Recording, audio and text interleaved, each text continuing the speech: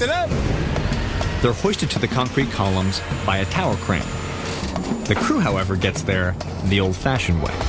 Okay, let's head up. Be careful. Yes, absolutely. Okay. Seriously, guys? Oh, the ladder rung broke. Okay, then it's fine. It's not like I'm climbing for somewhere dangerous on the edge of a building. That'd be really dangerous. Come on, ladder. 20 feet up, Come on, at the very top of the column, a dense mesh of rebar has got to be removed to make room for the anchor. Okay, so that ridiculous process was in order to cut the tops of the rebar off so we can guarantee ourselves a perfectly flat surface in which to put down the anchorage. Okay, do you have a good surface now? Yes, ready. Ready, let's go. And right there, coming in, there she is. There's the embedment. Come to Papa. There's something incredibly medieval about this. Each anchor is outfitted with 20 steel spikes. Okay, we got it. That'll be tied to the rebar cage inside of the column, locking the anchor in place. Coming up and over. Where's she going? We're losing her. We're losing her. Tahta engel olacak. Okay. Okay, she's coming down. Coming down. Look at this. This is it. We're basically inserting a needle. And this makes all the sense in the world. Once this anchorage comes down, what do you see? A massive steel top. This is what the entire flick, the whole neck steel structure, gets anchored to. Okay. Oh, yep. And down. Diğerleri ayarlayabildiniz mi? Each anchor has to be perfectly level before it can become a permanent part of the tower. What's the problem? Stuck? Yes, cutting here. More cutting. Right now, a 5-inch piece of rebar stands in the way.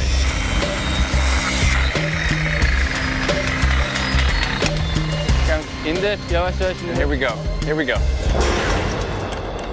What do you think? Finish it. Done. Done. No. Level. Happy. I'm so happy now.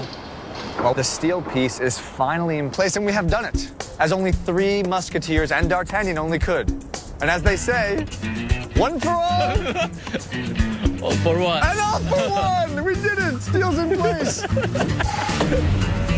Coming up, There she is. building one of the most advanced concert halls in the world, So leaving the basket. in a space with some of the world's most challenging acoustics. Tied to something. So assuming if the panel goes, I'll go with it.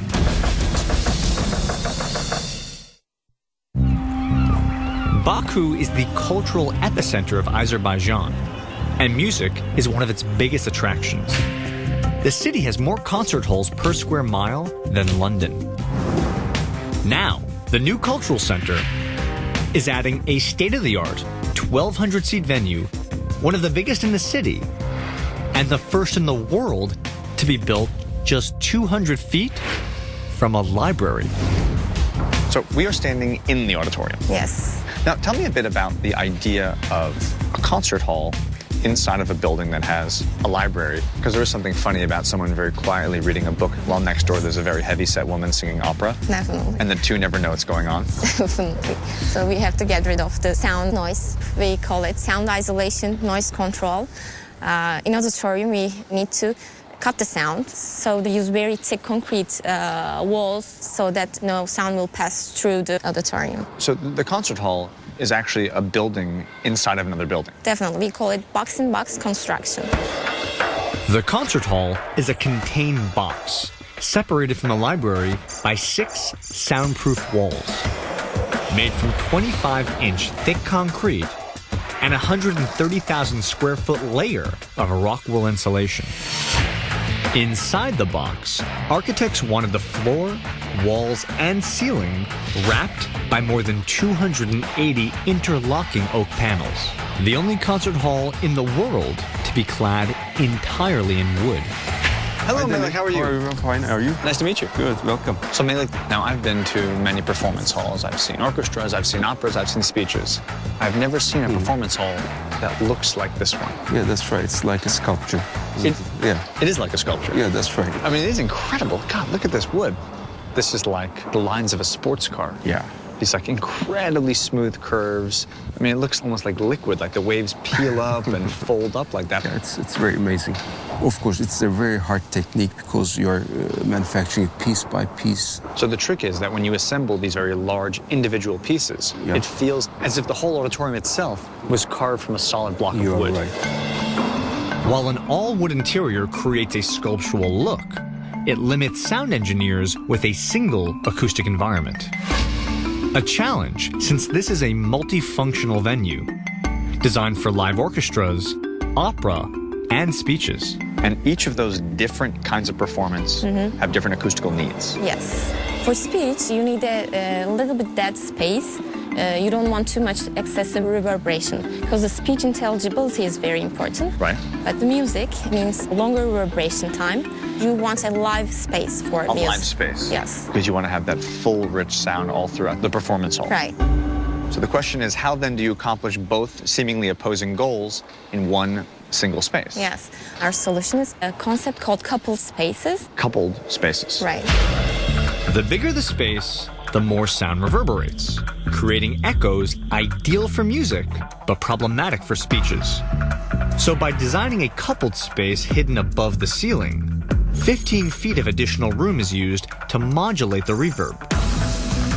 For concerts, retractable wood panels swing open, creating a live room with 1 second of extra reverb. For speeches, they close, cutting reverb in half, deadening the room.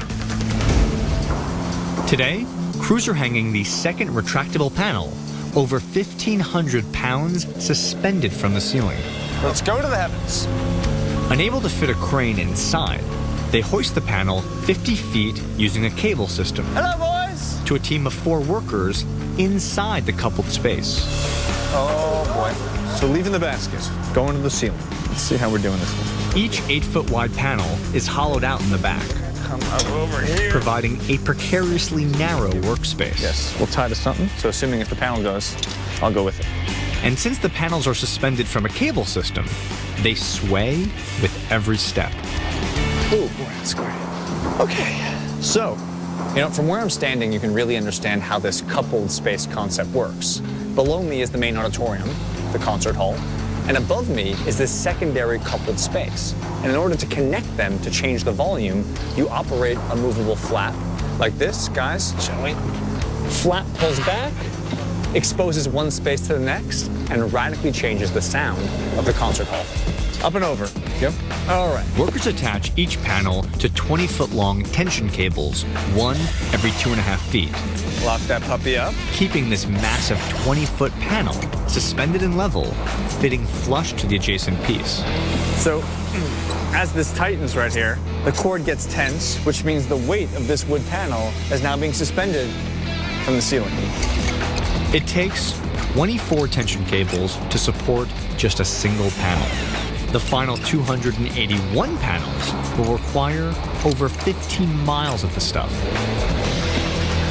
So as you see right there, the straps are coming off, which means the piece is hanging and is affixed to the permanent ceiling. And as you look around and see this tension cable, all these buckles, all this hidden structure, it gives you a sense of just how much goes on behind the scenes in order to create this amazing architectural form that you actually do get to see. Coming up, We're gonna install the very top of the flick. Yes. making fire out of steel Good luck, my friend. means climbing to the very top of the city. The legit Turkish Spider-Man right there. That is sick.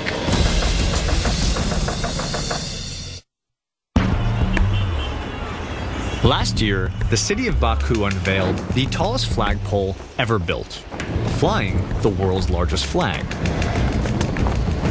But now, this symbol of independence is about to be surpassed by an even taller icon, the Flame Towers, topped by an over 500-ton steel crown that emulates a flickering flame.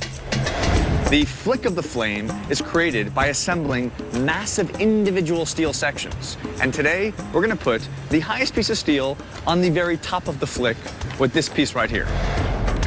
Construction of the Flick of the Flame is at a historic milestone, as the first of 3 crowns nears completion. Once the steel framework is clad in over 400 glass panels, this 100-foot-high vaulted space will become a landmark restaurant for Baku. So Tamar, the 24 feet of steel that we have in front of us, that relates to this piece right there. Yes, absolutely. We're gonna install this entire piece, and after that point, all you have left to do is put that cap piece right here, the very top of the flick. Yes, correct. You're almost done. Almost done. All right, so what we're gonna do It's actually pretty phenomenal. With the straps now in place, we're going to attach a camera to the top of the column. So as the crane picks it up, we're going to give you a view looking straight down as it travels almost 700 feet above Baku. All right, let's get this puppy cooked up here. With the camera securely attached, Settings look right. the tower crane lifts the 5-ton steel column off the ground. There it goes. The camera is rolling, column's going up, so now we are going to go beat it to the top. Let's get up there, baby. Here we go. Up at the top, over 500 curving pieces of steel are supported by a latticework of scaffolding. Oh, man, that is high up. To reach the tip of the flame, Here we go. crews have to climb through it, up 65 feet of ladders. There's not a single human higher than me in Azerbaijan at the moment, except for those dudes up there. Hello, fellas. Hello. At over 680 feet, Okay. 5 ironworkers install the steel column. My name is Danny. How are you? Fine. Crowding together on a narrow wooden platform just 5 feet wide. All right, that right there is the piece we're continuing. That's the outside column at the edge of the flick. We're going to extend this column now over 20 feet up to almost the very top of this building. Here she comes. Look at our camera. Still there. The tower crane hoists the 24-foot steel column just a few feet away from the side of the building. That is amazing, isn't it? Traveling this close to the building keeps it out of the strong Baku wind, but poses a threat to the curving glass facade. All right, this is where things get intense. We've gotten the column up at the right height. Now we got to get into the position, and this involves guys pulling steel over our bodies. That is sick. Perched 120 feet up, the tower crane lacks the precision needed to line up the bolts, Let's get a bolt here. No, other side. requiring crews to position the 5-ton piece by hand. Coming down a little bit. So I'm going to use this piece to thread both holes and get us lined up. That's a happy place right there. Okay, lock it up. Woo! All right, with these 4 bolts now lined up and affixed, that means the previous column is now perfectly lined up with this column. So the next and final step is to weld it together. Lock it up, baby. Lock it up. So I have an important question. Yeah. Who's going to get my camera down? Camera? Oh, okay. Mohammed. Yes. Mohammed will go. Good luck, my friend. Oh, you're a brave man. Oh, Mohammed, I'm sorry. Still filming at almost 700 feet, The legit Turkish Spider-Man right there. Muhammad has to climb on the very edge of the tower with only 2-inch wide scaffolding for support. Oh, he's got it. He's got hands on it. Mohammed! Okay. Amazing. This camera just had a ridiculous ride going up 675 feet alongside one of the most amazing new towers in Baku. Got trapped. Mohammed made the valiant and bold rescue. You're a real rock star. Thank you.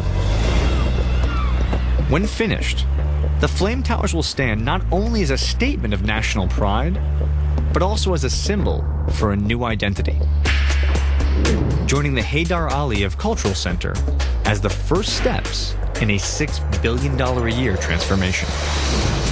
So tell me 10 years from now when I come back to visit Baku, what is your hope that these new buildings have done to transform this place? The whole purpose was empowering the individual, lifting him up. So being inside those curvatures, suddenly somebody struck and say, I can build these buildings. Wow, this is me. So the idea isn't just building monuments to Azeri history or the Azeri past, but it's the idea of a place that can actually create a different Azeri future. Exactly. If you create this space where creativity is nurtured, a society where there is creativity, you have a future. After centuries of living under the influence of other people's ideas, cultures, and governments, the people of Azerbaijan finally have the space to choose. Who do they want to be as a people? What kind of city do they want to live in?